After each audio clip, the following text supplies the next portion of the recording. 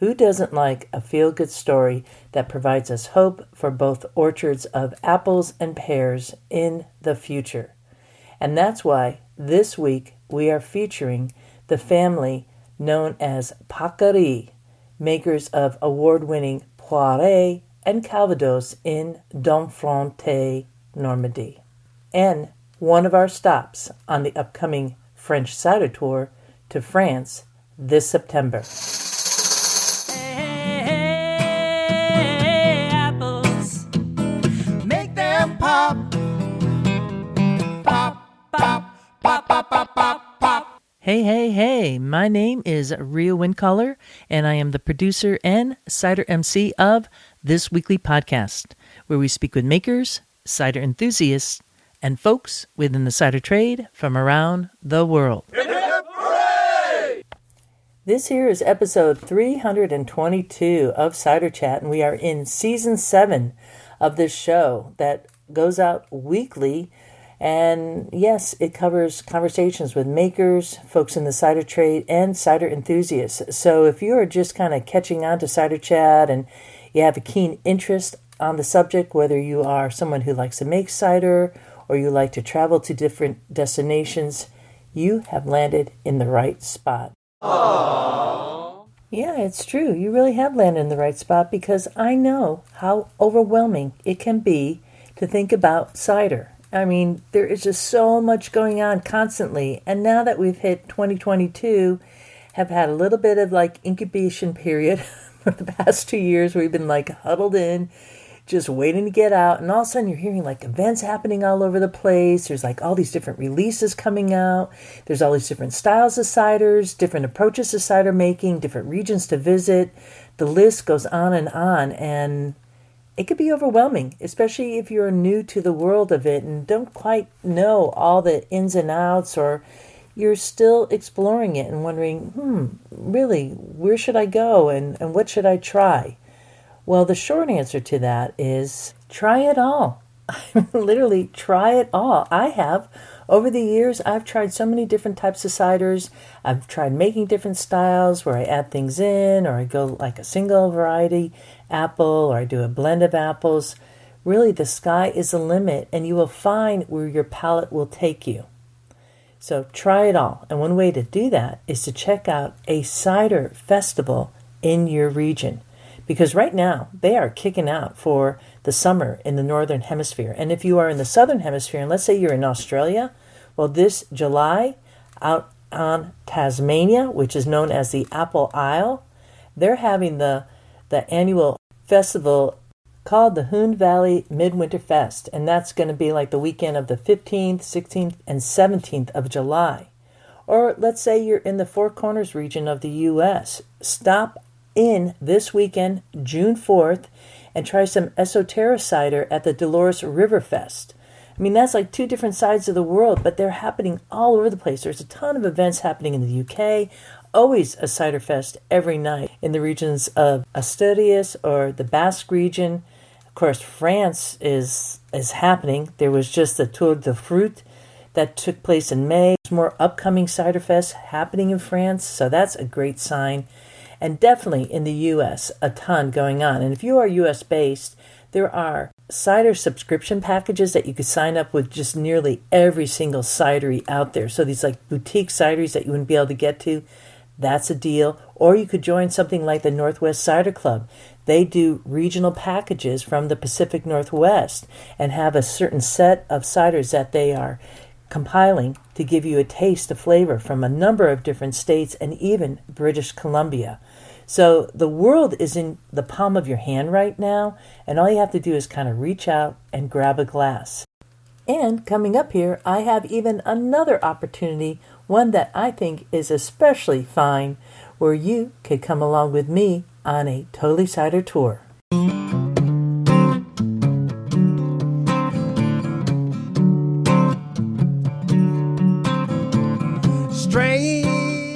Oh my goodness, I just realized that the plug was not fully inserted into the recorder, and that's why I was sounding so tinny. Just goes to show you, even as long as you're doing a certain task, you still have to remind yourself to do the basics. So here I am once again, and I wanted to tell you about the French Cider Tour coming up this September. We're going to be going out the week of September 18th through the 24th. We begin in Paris, head out to Normandy, travel down to Brittany, and then return to Paris. We'll be visiting 8 different cider makers along the way, having cider dinners in the evening, having 2 cider dinners with both renowned cider makers, and we'll also be visiting some museums. One is the Musée du Poiré, and the other is the Muséum du Cider, as you would say in French. And both of these spots have collections of cider from other areas. At least the Musée du Poiré does.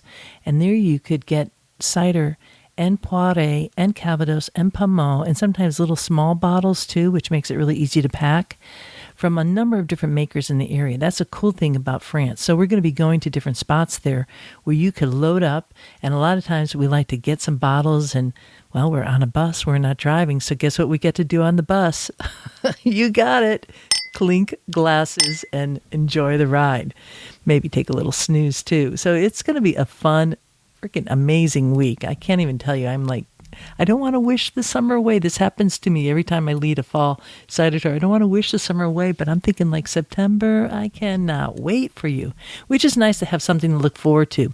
And that's part of the experience, is kind of building up to it and conversing with the people going on the trip. I'm so stoked to have return guests coming back again on this tour.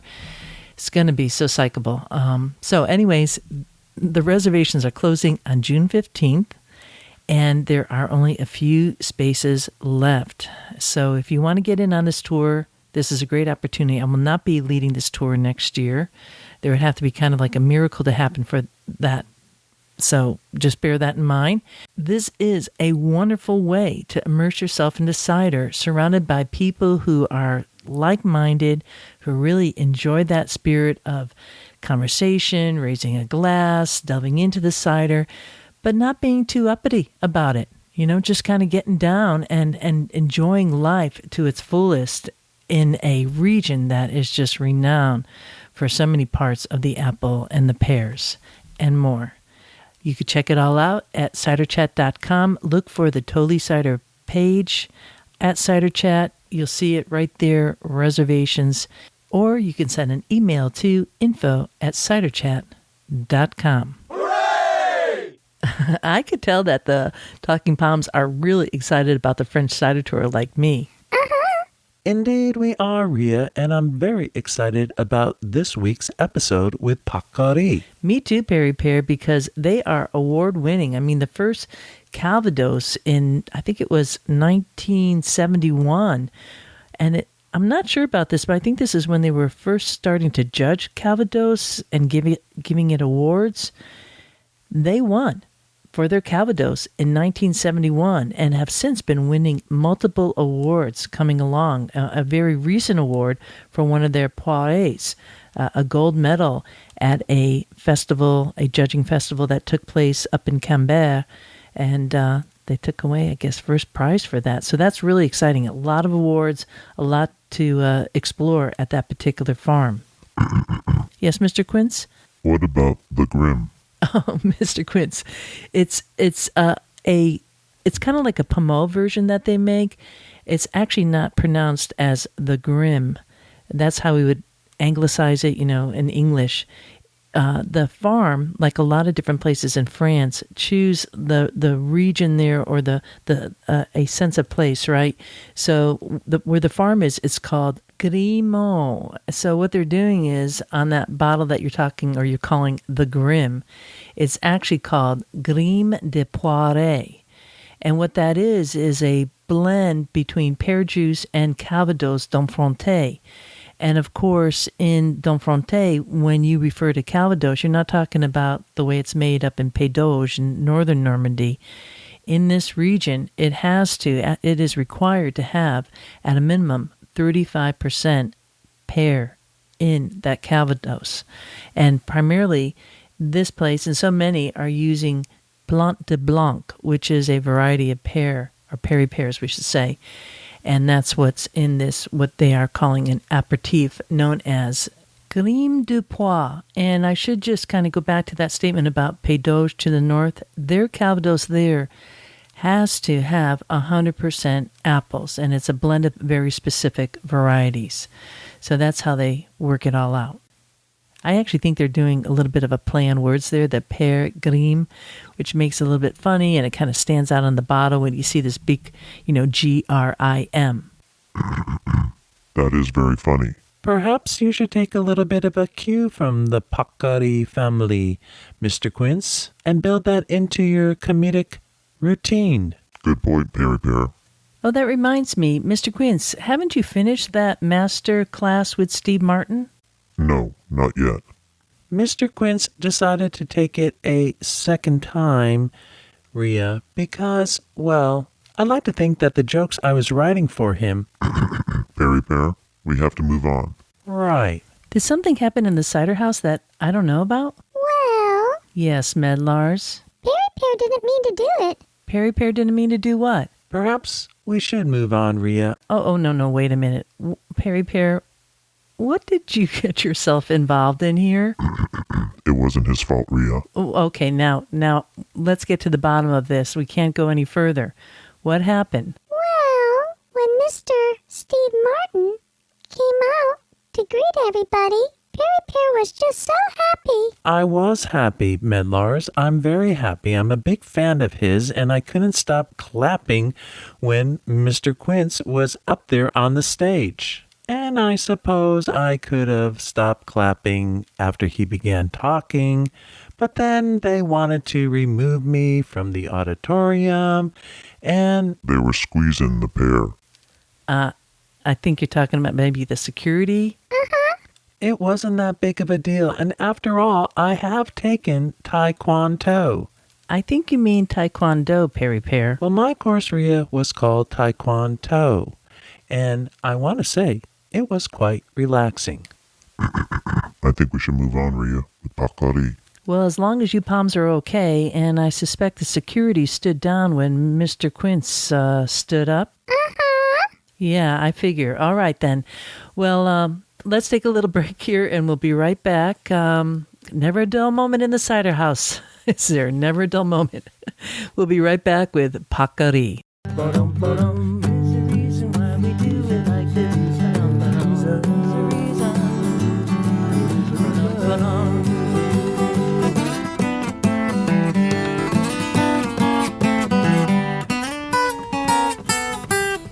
Instead of having our featured guests being interviewed, in this episode on the Pacory, we're going to be reading from a book with a chapter on the family.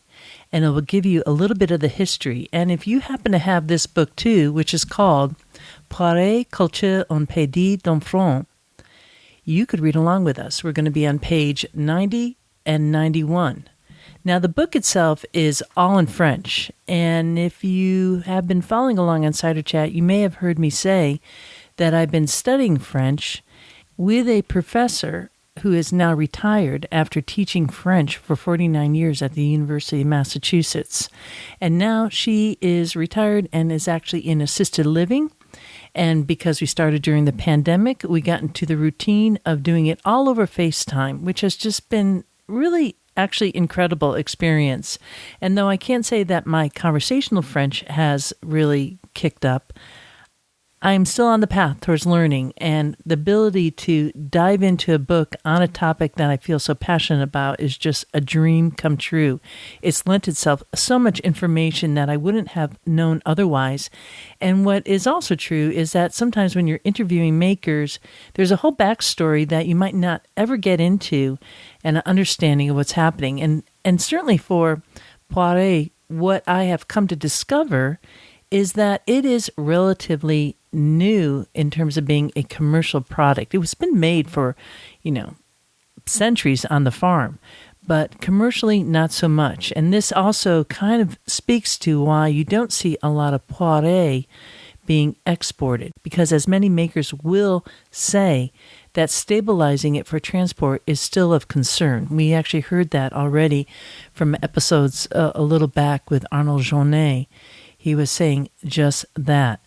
So that is why Poiré is a little absent from your shelves wherever you might be in the world. So it's just a discovery that keeps on revealing itself, and this book has been fantastic.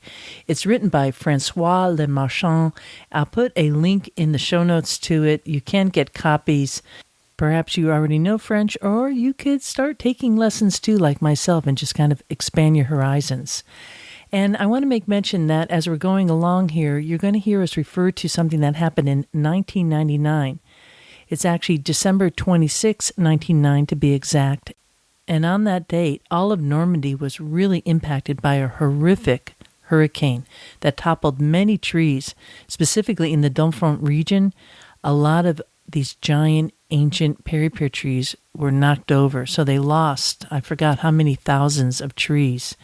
So you'll hear us referring to that and a little bit about what Frédéric Pacory did to help the trees. And now we're going to head to this recording. You're going to be hearing Nancy Lamb. She's going to go right into the interpretation, so she's doing a direct as she kind of interprets it, English from the book Poiré Culture en Pays des Domfront by Francois Lemarchand. And again, we're on page 90 and 91, talking about the chapter on the famille known as Pacory. This particular maker, Pacory, everybody was like, don't miss out on their Poiré. Well, they did a whole bunch of stuff on Calvados. Yes, and they make a standalone pear like eau de vie, which is kind of unique. So that's really exciting for me. Oh, okay. Mm-hmm. So not Calvados mixture, but eau de vie pure. Right. Versus like to the north, they're doing it 100% with apples, and in Domfrontais, they're supposed to have a minimum of 35% pear and then apple. And then, but some makers like this one will do it 100% pear, which is so unique. You know, it's really cool. Very good. You want me to read it in French? Yes, oui, because I'll kind of be repeating in the back of my head here. Coming from the commune almost next door to Saint-Simon, Marcel Pacory, who seems to be the grandfather, le grand-père, a jeté son dévolu. He threw his winnings sur la ferme des Grimaux à Montilly, his winnings on the farm of the Grimaux in Montilly, un bordage de 20 hectares, bordering 20 hectares in 1939. It was a very small farm for this family of 6 kids, 3 girls and 3 boys. Marcel arrived in a veritable forest of apple trees and pear trees. Il était un passionné de la production de Calvados. He was a passionate in the production of Calvados. The 3 boys, Paul, Claude, and Marcel, they began their line of agricultural people in the Grimaux. They were able to begin their professional career with their father after the Second World War. Frédéric, he tells Claude, my father, had that from my grandfather, Marcel. In addition to his passion for Calvados, il est toujours un génial bricoleur. He's always a genial maker of little things. He could put things together. He made de briques et de broc son propre tracteur, so he made his own tractor out of various and sundry little goodies. Claude installed himself in 1953 on 10 hectares of this. Paul made the other 10 hectares of the family farm fructify. In other words, did whatever was necessary to make it go. So the continuity of the Grimaux farm is thus assured. Passionate about the making of Calvados from 1959 on, il crée sa propre cave. This must be Paul. His own cave pour le vieillissement des Calvados, for the aging of Calvados. In other words, you don't do Calvados right off, you let it sit for a while. In 1971, c'est la consécration, it's consecration time. la ferme des Grimaux obtient le premier prix d'honneur des caves cidricoles de Normandie. So the farm of Grimaux obtains the first prize of honor, all the cider making caves of Normandy. That's for Calvados, presumably. That's huge, and that was in 1971. Now we go a little bit into how it was done. 6 anonymous. What is that? The 6 what? Anonymous. Like a blind tasting. Okay. Yeah, blind. It's a blind taste. Very good. Anonyme means anonymous. To the maximum of 12 years of age, tasted by the jury of Norman specialists. Sorte du lot means stand out from the rest. So the diploma signed by the hand of the President of the Republic himself, qui a offert un vase de Sèvres selon la tradition, who offered a vase from Sèvres, which is well known for making glassware. Selon la tradition, according to the tradition, trône toujours dans la pièce de dégustation de la ferme. So it has a place of honor. Trône means to be on the throne. In the place of dégustation where they're tasting at the farm. Frédéric is born in 64 à l'apogée de la présence des pommiers et poiriers de grande taille sur le territoire. At the height of the presence of apple trees and pear trees of large size in the territory. At that time, the agricultural people dreamed of seeing their kids embrace a career outside of agriculture. Frédéric gets his baccalaureate, scientific baccalaureate. Claude, his father, drags him up to the Superior School of Agriculture at Beauvais, where they reassure his father he will not be a peasant. C'en est trop pour Frédéric.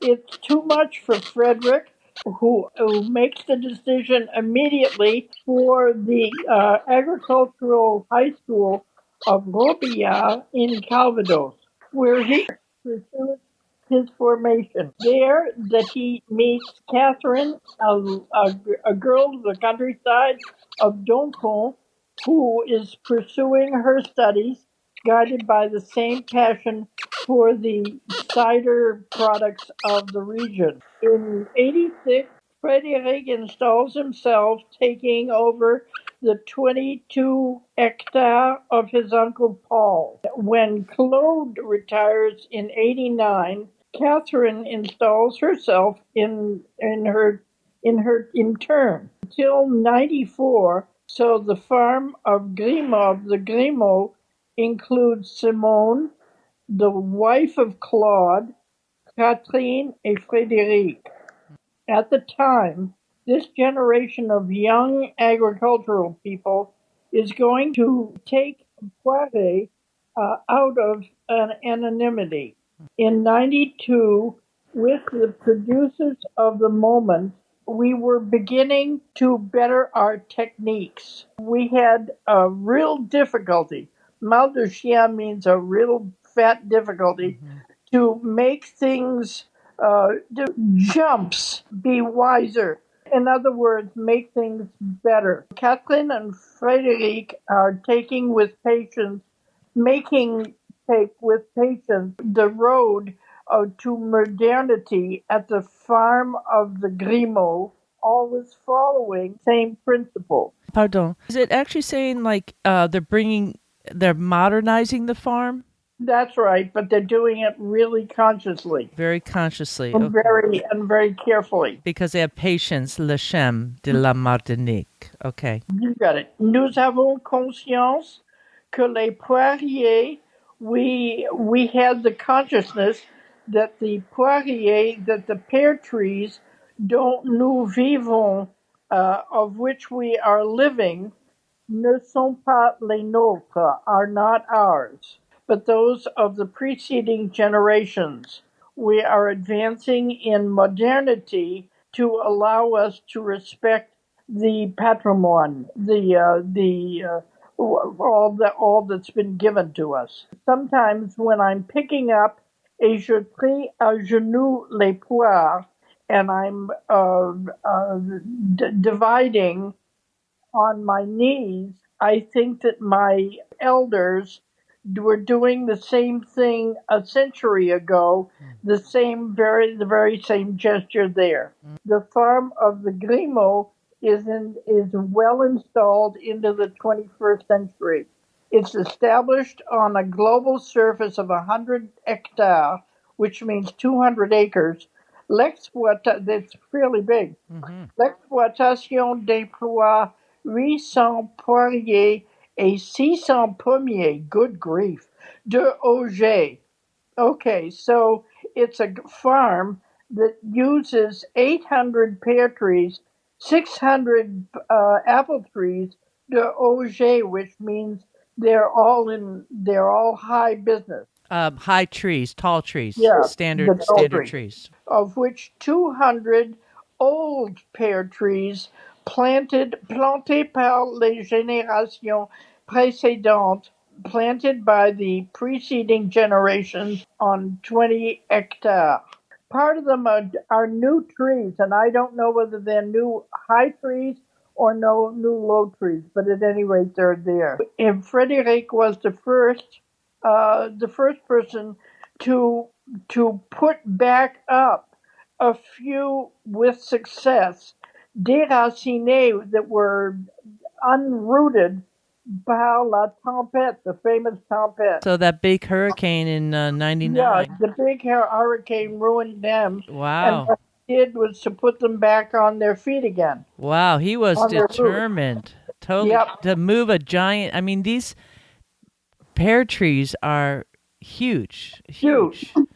So he must have gotten some kind of big tractor, tractor and that kind of thing. and then had to Simon, stake it.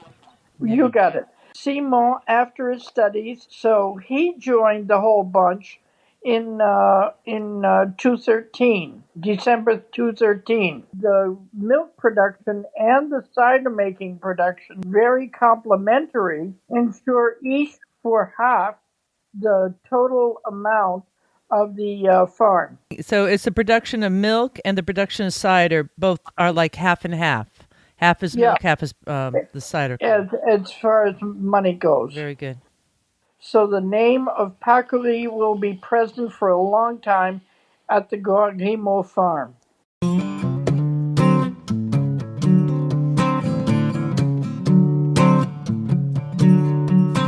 This story gives me so much hope in that here's a family that really has the long view. They see the future in sight. And part of that future is that the Pacory name is going to be living on at Grimaux. And that means a lot because I know that this is something true, not just for families in France, but worldwide on what is the legacy you're leaving. Do you have any heirs who will take that over? Or somebody who, even if they're not an heir, will they continue on with that tradition, the foundation that you built?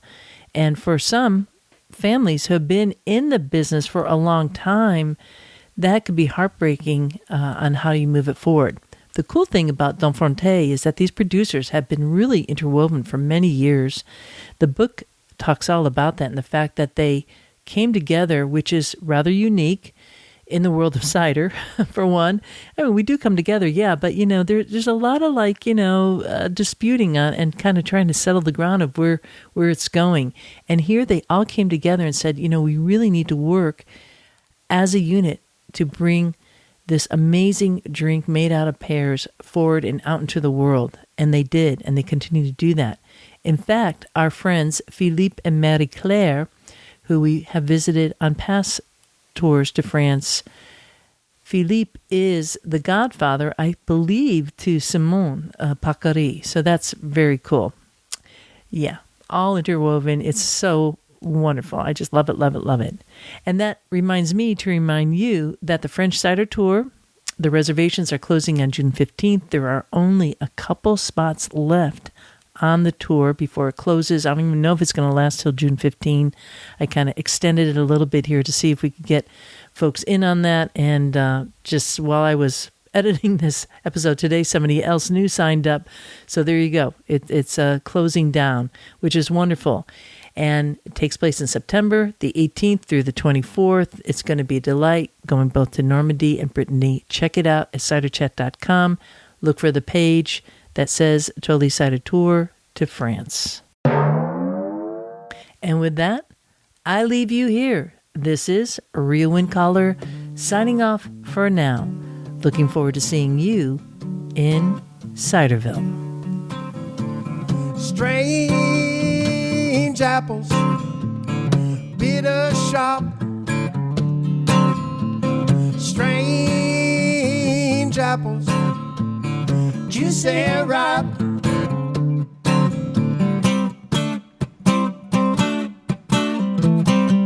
Bop, bop, bop, ba-da-doo-dee-da, bop, bop, bop, ba-da-doo-dee-da. Who wants a tannenbaum? I want a tannenbaum. Who wants to pull them down? I'm gonna pull them down. Hey, hey, hey, apples, bittersweet. Strange apples, hanging high. Got them strange apples. Forget the pie. Strange apples, squeeze them tight. Got them strange apples. Strange apples. Strange apples. Make them pop.